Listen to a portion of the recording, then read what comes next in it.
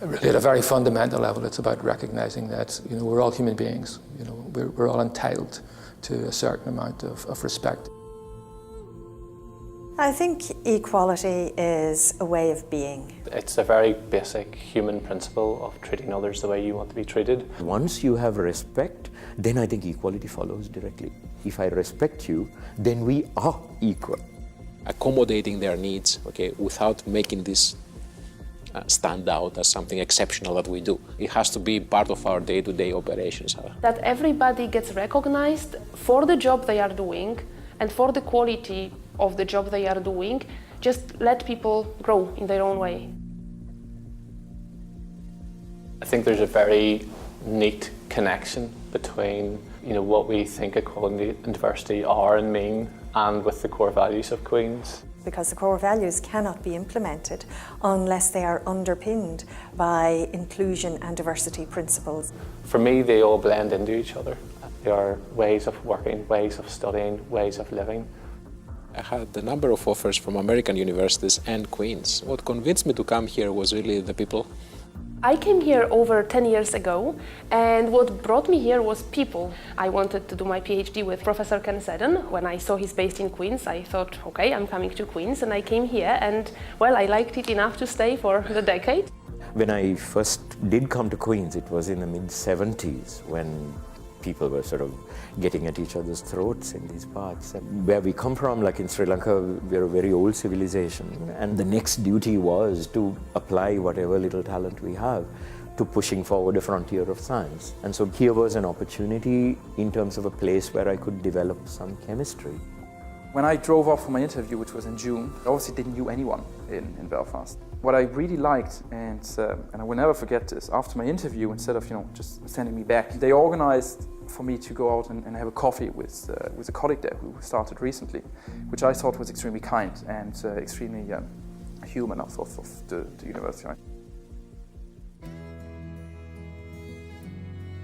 I think the diversity unit has helped be a challenge to the university internally to ensure that it grows and develops in the right way, going beyond compliance and creating an environment where our staff have access to not just fair employment practices, but the best employment practices.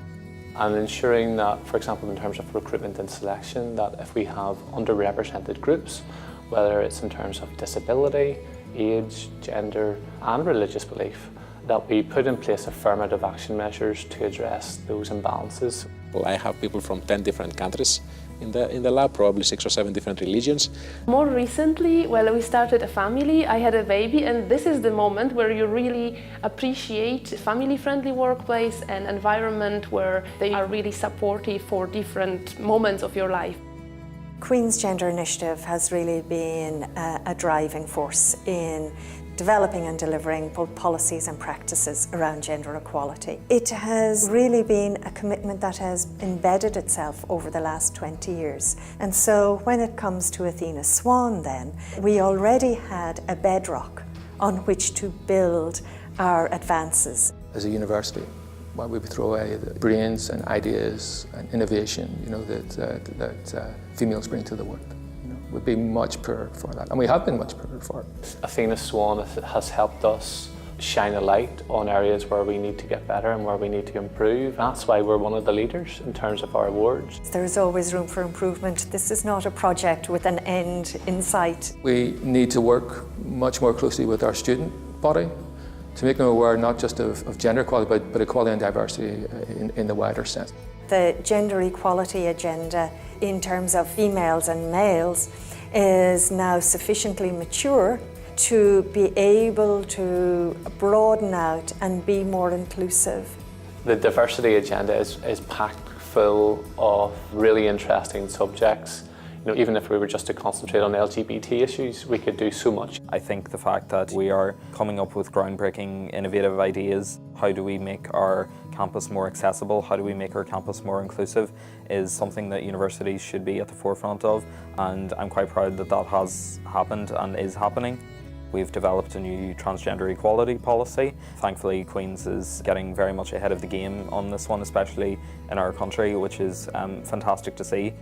Seeing events like Diwali, a Malaysian cultural night, then other events which are organized by so many different societies over here, like the Singapore Society, the African and Caribbean Society. There's plenty of opportunities for you to experience different cultures. Instead of traveling to different places, the world is coming to you. You have all the opportunities to gain from that. It's such a rich and such a nice, welcoming environment if you're in Belfast.